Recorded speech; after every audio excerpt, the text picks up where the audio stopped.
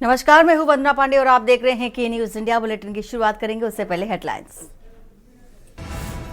जामनगर के animal rescue centre Vantara पहुंचे PM Modi. गिर नेशनल पार्क की सफारी के साथ सोमनाथ, द्वारका और गिर जिलों का दौरा भी करेंगे।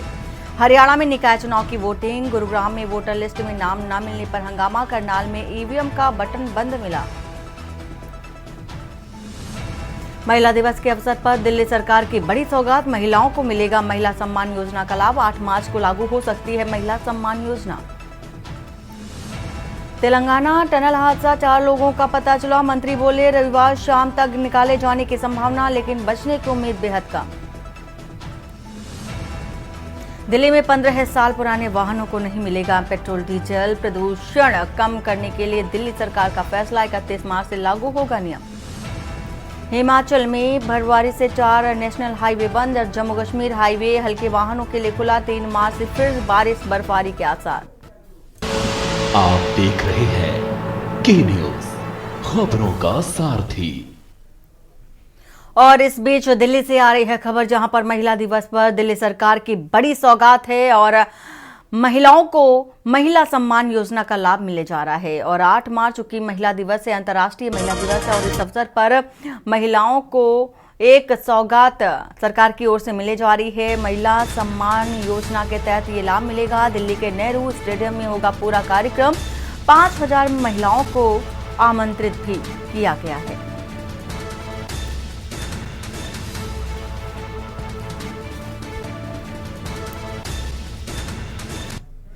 और भिंड से खबर आपको बता देते हैं, जहां पर पुरानी रंजिश को लेकर ताबड़तोड़ फायरिंग की गई। एक युवक की गोली मार करके हत्या की गई। 2 सिर और 1 गोली सीने में लगी है। हत्या के बाद पत्थर से कुचला है सिर और जुआ के फड़ पर खेलते समय विवाद हो गया। वहीं 2016 में मृतक पर आरोपी के भाई की हत्या का आरोप भी था और हत्या का बदला लेने के लिए घटना को अंजाम दिया गया है, ऐसा आरोप भी है। मृतक 8 साल की सजा काटकर जेल से बाहर आया था।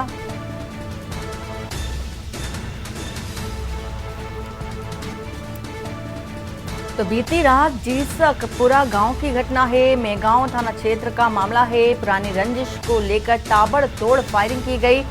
एक युवक की गोली मार करके हत्या की गई।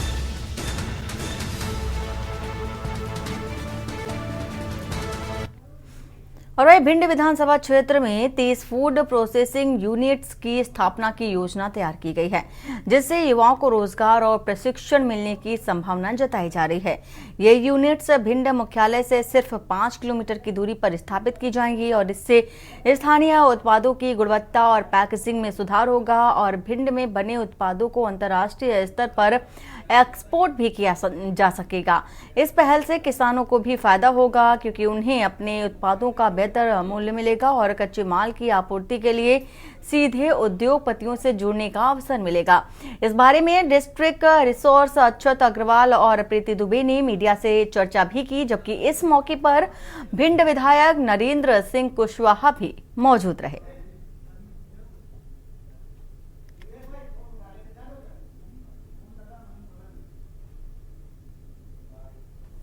ने जो निरीक्षण किया नुनाटा गांव में, जो इस फूड पार्क के लिए जगह चिन्हित की गई है, उसमें बहुत अच्छी बात यह है कि रोड की कनेक्टिविटी यहाँ पर है और 2 हाईवे पास से निकल रहे हैं। और जब उद्योगपतियों से चर्चा की गई तो उसमें भी हमने देखा कि यहाँ पे जो कच्चा माल उपलब्ध है, जैसे कि सरसों उपलब्ध है, गेहूँ उपलब्ध है, दालें हैं, यहाँ पे आलू है या दूसरी सब्जियाँ हैं, तो उसके अनुसार फूड प्रोसेसिंग इंडस्ट्री स्थापित करने की बहुत अच्छी संभावनाएँ हैं। और सरकार जो सुविधाएं दे रही है इस तरीके के औद्योगिक क्षेत्र को डेवलप करने के लिए, उन सुविधाओं का प्रयोग करके उन योजनाओं के साथ हम इस फूड पार्क को आगे लेके जाएंगे। और उस फूड पार्क के खुलने से ये फ़ायदा होगा कि जो लोकल के जो किसान हैं या लोकल के जो युवा हैं, उनको अलग अलग तरीके से फ़ायदा होगा। किसान अपना कच्चा माल यहाँ बेच पाएंगे और जो युवा लोग हैं वो यहाँ पे ही रोज़गार अपना प्राप्त कर पाएंगे। और वहीं मोगा जिले में पुलिस ने नशा तस्करों के खिलाफ बड़ी कार्रवाई करते हुए सूरजनगर के लिंक रोड पर 2 व्यक्तियों को 1 किलो अफीम और एक मोटरसाइकिल के साथ गिरफ्तार किया है। थाना प्रमुख गुरप्रीत सिंह ने बताया है कि एसएसपी अजय गांधी के निर्देशों के तहत नशा तस्करों पर शिकंजा कसा जा रहा है और लगातार गश्त की जा रही है। गुप्त सूचना के आधार पर की गई इस कार्रवाई में गिरफ्तार आरोपियों की पहचान मोगा निवासी अभी और साजन के रूप में हुई है। उन्हें अदालत में पेश कर रिमांड के दौरान पूछताछ भी की जाएगी।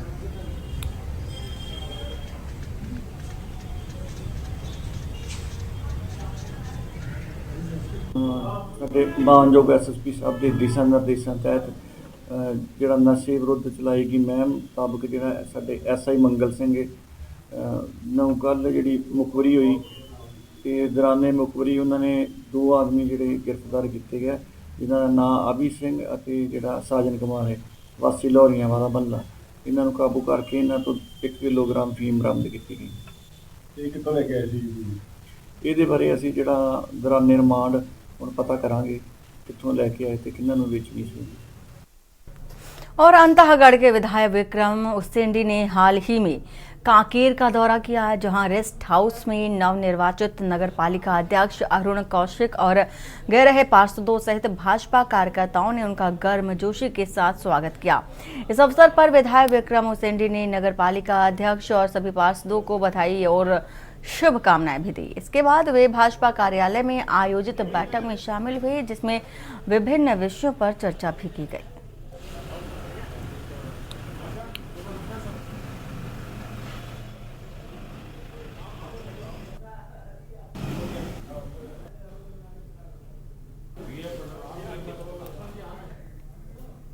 और यमुनानगर निगम चुनाव में मेयर प्रत्याशी सुमन बहमनी ने अपने परिवार के साथ बूथ नंबर 340 पर मतदान किया और यह मतदान गोविंदपुरा स्थित राजकीय माध्यमिक विद्यालय में हुआ।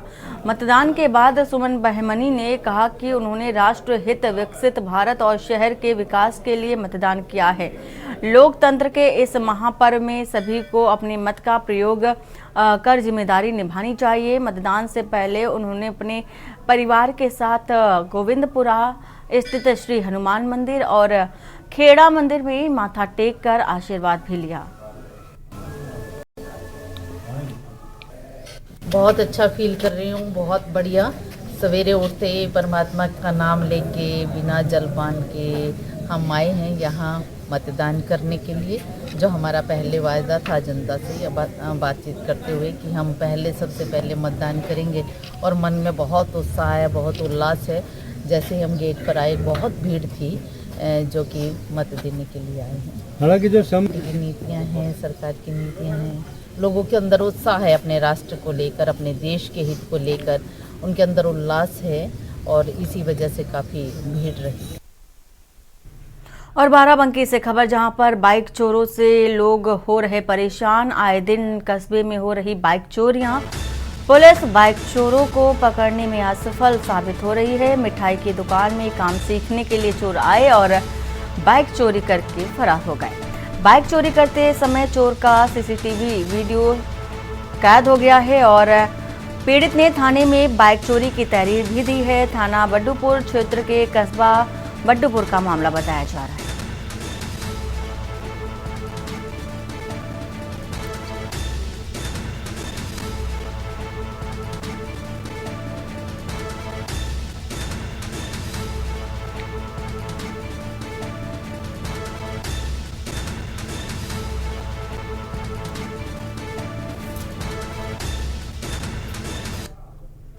और बाराबंकी से खबर, जहां पर गोमती नदी में उतराता दिखा है शव और लोनी कटरा थाना क्षेत्र के जौरास गांव की घटना है। मवेशी चरा रहे ग्रामीणों ने देख करके लोगों को इस बात की सूचना दी है। चौकी प्रभारी संजय यादव पुलिस फोर्स के साथ मौके पर पहुंचे, शव को बाहर निकाला और पोस्टमार्टम के लिए भेज दिया है। शव की पहचान करने की जो कोशिश है वो फिलहाल जारी है।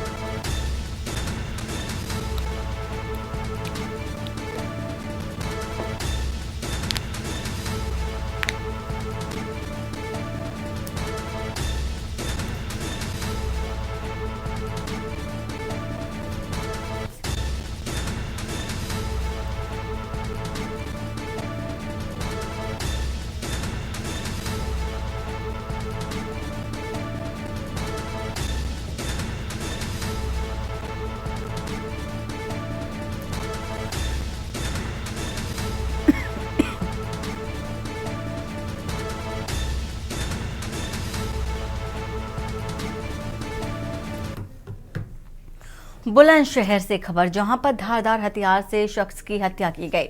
शादी में शिरकत करने गए व्यक्ति की हत्या गांव में ही रास्ते में पड़ा मिला। हरेंद्र का लवलुआन शव गांव में ही आयोजित वैवाहिक कार्यक्रम में गया था। सुबह रास्ते में मिला हरेंद्र का खून से सना हुआ शव और मृतक सिर पर धारदार हथियार से प्रहार कर हत्या करने का भी आरोप है। अनूपशहर कोतवाली क्षेत्र के गांव शिवरामपुर की ये घटना बताई जा रही है।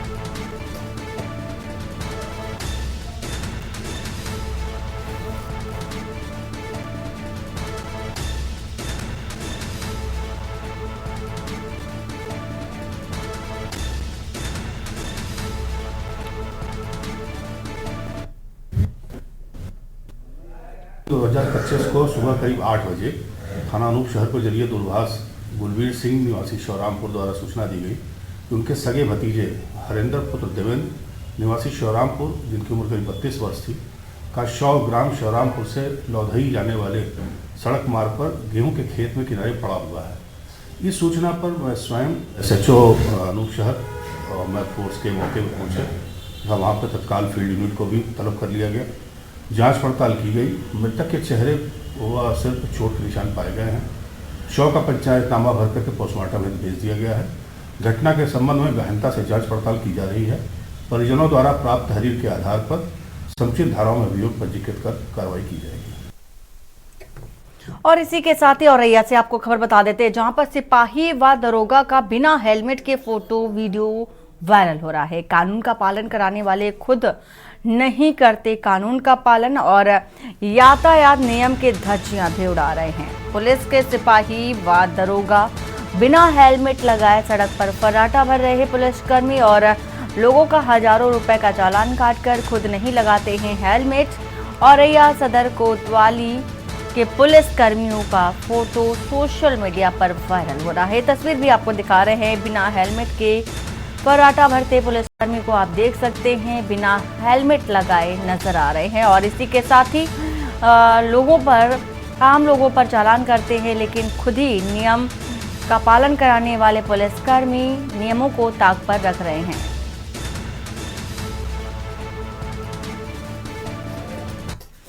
और कानपुर अखिल भारतीय चौरसिया समाज कानपुर का परिवार मिलन समारोह आज सामूहिक विवाह लाजपत भवन में मोती झील कानपुर में ये संपन्न हुआ है कार्यक्रम। और बीते 23 सामूहिक विवाह कार्यक्रमों में लगभग 1140 जोड़ों का विवाह सफलतापूर्वक संपन्न कराया जा चुका है। और इस 24वें परिवार मिलन समारोह में 25 जोड़ों का विवाह संपन्न कराया गया, जिसमें से वो जोड़े दिव्यांगों का भी विवाह संपन्न हुआ है। वे बहुत ही खुश नजर आए और चौरसिया समाज के इस विवाह कार्यक्रम में विभिन्न राज्यों से पधारे हुए नेतागण, अधिकारीगण, व्यापारीगण व वरिष्ठ समाज सेवक चौरसिया बंधुओं ने भी भाग लिया। कार्यक्रम में मुख्य अतिथि जेपी चौरसिया IRS और मौजूद रहे हैं। साथ ही अखिल भारतीय चौरसिया महासभा के पूर्व अध्यक्ष, मुख्य मार्गदर्शक और समाज सेवी आनंद कुमार चौरसिया ने समाज के सभी बुद्धिजीवियों का आह्वान करते हुए कहा है कि इस अवसर का सदुपयोग हो और समाज के युवा को आत्मनिर्भर बनाने के लिए नए उपायों पर चर्चा हो। मुझे प्रथम अवसर प्राप्त हुआ है चौरसिया समाज के सम्मेलन, सामूहिक विवाह सम्मेलन में आने का। निश्चित रूप से ये अद्भुत, अविस्मरणीय और बहुत अच्छा कार्यक्रम यहाँ देखने को मिल रहा है। और ये इस तरह के जो सामाजिक कार्यक्रम होते हैं, इन कार्यक्रमों से समाज की जो विसंगतियां हैं और विशेष करके जो गरीब परिवार होते हैं, उन गरीब परिवारों की लड़कियों के लिए सबसे ज़्यादा लाभप्रद रहता है। और ख़ास करके इसलिए भी हम कह सकते हैं कि जो दहेज की एक कुप्रथा है, उसको समाप्त करने का इससे अच्छा मौका नहीं होता है। इसलिए सामूहिक विवाह जो चौरसिया समाज के द्वारा हो रहा है, हम उसकी प्रशंसा करते हैं और उम्मीद करते हैं कि इसी तरह के और कार्यक्रम आगे होते रहें। कानपुर का जो कार्यक्रम है, मैं पिछले 24 कार्यक्रमों में से 23 कार्यक्रम मैंने अटेंड किया है।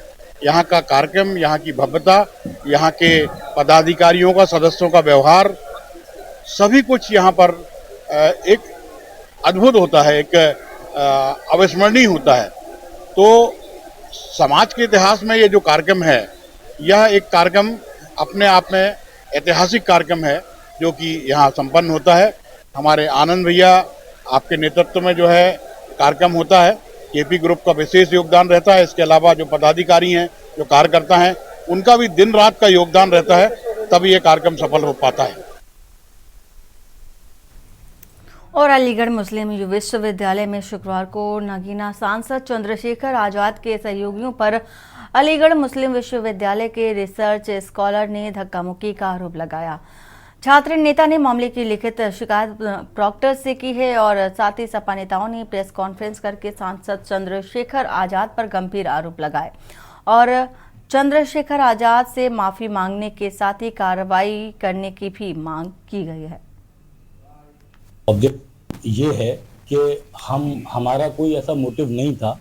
अगर चंद्रशेखर आज़ाद जी अलीगढ़ मुस्लिम यूनिवर्सिटी आए तो वो एज अ विजिटर वहाँ पर आते और कैंपस को घूमते देखते, लेकिन एएमयू का स्टूडेंट, मौजूदा रिसर्च स्कॉलर, उसके साथ में जो बदतमीजी हुई, जो बदसलूकी हुई, अगर चंद्रशेखर आज़ाद जी एक सुलझे हुए व्यक्ति होते, एक सुलझे हुए नेता होते, तो वो हमारे सवाल का जवाब देते और ना कि अपने लोगों से हमें जो है मरवाने की, एफआईआर कराने की और धक्का मुक्की और हम लोगों के साथ जो वहां पर बदसलूकी हुई है, इसका हम लोग विरोध करते हैं और चंद्रशेखर आजाद जी को हमारे सवाल का जवाब देना चाहिए, ना कि उसके मुंह मोड़ना चाहिए था। ये जो आपका सवाल है इस मौजूद से बिल्कुल अलग है।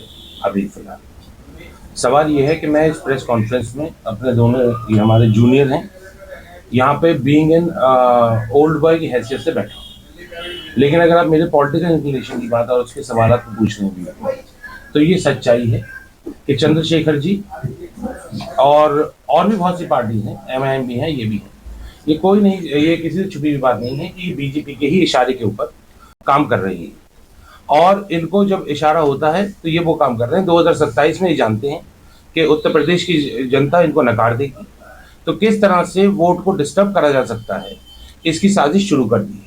उन्होंने बोला है क्या उस पर जवाब देंगे या नहीं देंगे। बीबीसी चैनल पर इनका एक वीडियो था 5 साल पहले का और संविधान की बात करते हैं, संविधान की बात रखते हैं। अब ऑनरेबल सुप्रीम कोर्ट का उल्लंघन किया था, क्लियर उन्होंने, वीडियो अवेलेबल है और उन्होंने कहा है कि एआई का जमाना था। 5 साल पहले मुझे बता दें कौन सा एआई था, मुझे ये बता दें। बहुत संविधान की बात करते हैं, इसी कॉन्स्टिट्यूशन की बात करते हैं ना, कॉन्स्टिट्यूशन ऑफ इंडिया की। कहीं उनका एक रोल दिखा दीजिए, चंद्रशेखर जी का कहीं एक रोल दिखा दीजिए। उन्होंने हमेशा जहां जहां वो गए हैं हर जगह उन्होंने अपने भाषण दिए हैं। भाषण देने के बाद मुसलमानों के ऊपर राजनीति की है और मुसलमानों के ऊपर मुकदमे होते हैं। वो अपनी राजनीति चमकाकर, अपने कैमरे के आगे अपनी राजनीति चमकाकर चले जाते हैं। और खबर फर्रुखाबाद से, जहां पर जिला बार एसोसिएशन का चुनाव संपन्न हो गया है और अध्यक्ष पद पर शशि भूषण दीक्षित ने 382 मतों से जीत दर्ज की है, जबकि सचिव पद के लिए कुंवर सिंह यादव 325 मतों से विजयी रहे। संयुक्त सचिव पद पर देवेंद्र यादव और सचेंद्र यादव ने जीत हासिल की। कोषाध्यक्ष पद पर विनीत कटियार और वरिष्ठ उपाध्यक्ष पद पर अनूप शाक्या विजय घोषित हुए। कनिष्ठ उपाध्यक्ष पद के लिए सलीम राजा, ब्रजेश सिंह राठौर और अरविंद कुमार वर्मा ने जीत दर्ज की। नवनिर्वाचित अध्यक्ष शशि भूषण दीक्षित ने कहा कि बार की समस्याओं को दूर करना और अधिवक्ताओं को सम्मान दिलाना उनकी प्राथमिकता होगी।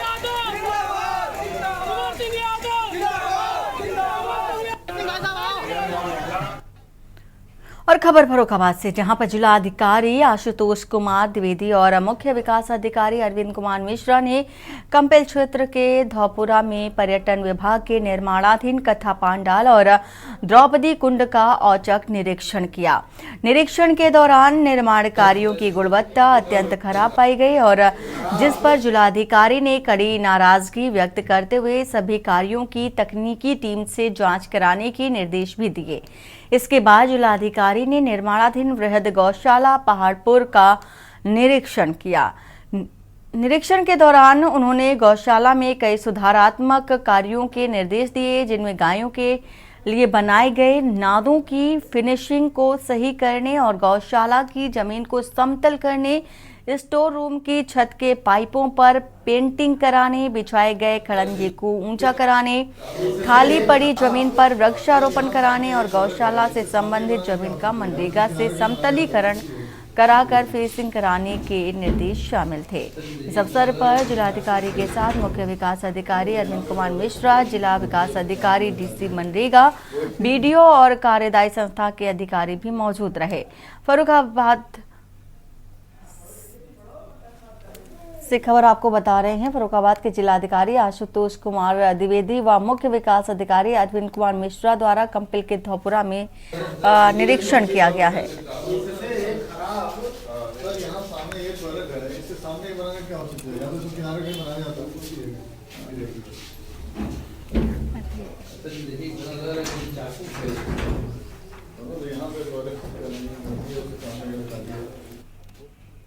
और महाकुंभ पर अभद्र टिप्पणी के विरोध में मीट दुकानदार व उसके 4 साथियों ने मिलकर इंदिरानगर के सुगामऊ गांव निवासी अभय पंडित को बेल्ट व डंडों से पीट दिया। घटना की पूरी वारदात वहां लगे सीसीटीवी कैमरे में कैद हो गई। आरोप है कि शिकायत करने पर पुलिस ने शिकायत पत्र बदलवाने के लिए कई बार दबाव डाला, लेकिन मामला जब सोशल मीडिया की सुर्खियों में आया तो पुलिस ने पीड़ित अभय पंडित की शिकायत पर मीट दुकानदार अरमान और उसके 4 साथियों के खिलाफ केस दर्ज कर लिया। जानकारी के मुताबिक पीड़ित अभय पंडित गुरुवार की दोपहर मोहल्ले की दुकान पर चाय पीने गया था। बगल में सुगामऊ के अरमान की मीट की दुकान है और अरमान व उसके 2 साथी कैफ व आफ्ताब में महाकुंभ से स्नान कर लौटे। अभय पंडित से महाकुंभ पर आपत्तिजनक बातें कहीं। विरोध करने पर अभय पंडित से मारपीट करने लगे और जान बचाकर भागा तो आरोपी उसके घर तक पीछा करते हुए पहुंच गया और उसे घर से घसीटकर बेल्ट, डंडे और लात-घूंसों से जमकर पीटा। विरोध करने पर उनके परिजनों के साथ अभद्रता भी की और अभय को घसीटकर मैदान में ले जाकर मारपीट की और धमकी देकर चले गए। आरोप है कि इंदिरानगर थाने में शिकायत करने पर पुलिस ने 3 बार तहरीर बदलवाई है, लेकिन शनिवार को मामला सोशल मीडिया पर सुर्खियां बनने के बाद पुलिस ने देर रात 4 अज्ञात दोस्तों के खिलाफ एफआईआर दर्ज कर ली है। और उत्तराखंड में अवैध रूप से संचालित किए जा रहे मदरसों पर सरकार ने सख्त कार्रवाई शुरू कर दी है। हाल ही में सरकार ने इन मदरसों की जांच के आदेश दिए थे, जिसके बाद देहरादून के विकास नगर तहसील क्षेत्र में 4 अवैध मदरसों पर सरकारी ताला लगाकर उन्हें सीज कर दिया। इन मदरसों में अधिकांश बाहरी राज्यों से आए बच्चे पढ़ाई कर रहे थे और इनका पंजीकरण नहीं था। विकास नगर के ढक, रानी, नवाबगढ़ और अन्य क्षेत्रों में कुल 2 दर्जन से अधिक अवैध मदरसे संचालित किए जा रहे थे। प्रशासन द्वारा प्राप्त आदेशों के बाद मदरसा दारे अरकम, मदरसा मसीहुल उलूम रहमानिया, मदरसा दाऊद उल हक और मदरसा फैजुल उलूम को सीज किया है। इसके साथ ही एक निर्माणाधीन मस्जिद भी नियमों की अनदेखी करने के आरोप में सीज कर दी गई है। जिलाधिकारी महोदय का एक आदेश प्राप्त हुआ था कि अल्पसंख्यक विभाग द्वारा जो संचालित मदरसे हैं, जो अपंजीकृत मदरसे हैं, उनके द्वारा उनको अल्पसंख्यक विभाग के द्वारा सीलिंग की कार्रवाई की जाएगी। तो आज ये अल्पसंख्यक विभाग के साथ एक चेकिंग की गई, तो यहाँ पे 4 मदरसे, 2 ढकरानी क्षेत्र में और 2 नवाबगढ़ क्षेत्र में जो अपंजीकृत रूप से चल रहे थे, उनको सील किया गया।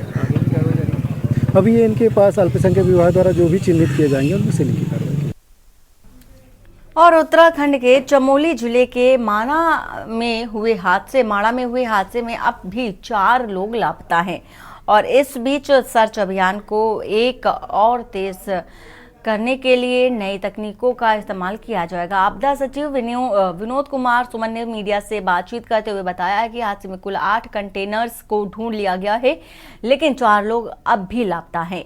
उन्होंने कहा कि कंटेनर्स लोकेशन से बहुत दूर मिले हैं, इसलिए अब ground penetrating radar, victim located camera, thermal image camera और जीपीआर की मदद ली जाएगी। जीपीआर को दिल्ली से मंगवाया गया है, जो कि एक महंगी और अत्याधुनिक तकनीक है। इस हादसे में अब तक 50 लोगों को रेस्क्यू किया जा चुका है, जिनमें से 4 लोगों को बचाया नहीं जा सका। लापता 4 लोगों की तलाश की जा रही है और नई तकनीक जल्द ही मौके पर भेजी जाएगी ताकि राहत कार्य और तेजी से किया जा सके। कंटेनर 8 थे, सभी के सभी 8 कंटेनर ढूंढ लिए गए हैं। कुछ कंटेनर जहां पे उनकी ओरिजिनल लोकेशन थी काफ़ी दूर पाए गए हैं। जब एवलांच आया, जब बहुत ज़्यादा बर्फ़ आया भारी मात्रा में, तो कंटेनर को बहा के ले गया अपने साथ में। बट कंटेनर में कोई भी आदमी नहीं बचा है, ना कोई ढूंढना जाना बाकी है, सभी को ढूंढ लिया गया है। 4 लोग अभी भी लापता हैं। उन 4 लोगों को ढूंढने के लिए हम लोगों ने विक्टिम लोकेटिंग कैमरा और थर्मल इमेजिंग कैमरा लगाया हुआ है। वहाँ पे NDRF की टीमें, SDRF की टीमें, USGMA की टीमें मौके पर गई हैं। उनके माध्यम से खोजने का काम जारी है। स्निफर डॉग लगाए गए हैं। 200 से ज़्यादा राहत कर्मी वहाँ पर काम कर रहे हैं। GPR रडार दिल्ली से मंगाया गया है, जो काफ़ी महंगी मशीन होती है, काफ़ी एक आधुनिक मशीन होती है। और उधम सिंह नगर से खबर, जहां पर कटीमा में देर रात आई बेमौसम बारिश, तेज हवा और ओलावृष्टि से किसानों को भारी नुकसान हुआ। गेहूं, सरसों और सब्जियों की फसलें बर्बाद हो गई। खेतों में खड़ी फसलें बिछ गई और बारिश का पानी भरने से नुकसान और बढ़ गया। किसानों ने प्रशासन से सर्वे कराकर मुआवजा देने की मांग की और प्रभावित गांव में मुंडेड़ी और मेलाघाट, खेलड़िया, बगोलिया, सिसया सहित कई इलाके शामिल हैं। किसान अभी पिछली बार से उबरे भी नहीं थे कि इस आपदा ने उनकी चिंता और बढ़ा दी है। मौसम विभाग ने अगले दिनों में फिर भारी बारिश की चेतावनी दी है। चैनल के माध्यम से मैं धन्यवाद करता हूं चैनल का। कम से कम आप लोग हमारे किसानों की आवाज़ को उठाते हैं और बड़ी अच्छी तरह उठाते हैं। मैं आपसे एक आग्रह करता हूं, आपकी चैनल के माध्यम से सरकार को, पिछले धान में भी हमारा बहुत नुकसान हुआ, 90% 100% लोगों का धान खराब हो गया, किसी को कुछ नहीं मिला।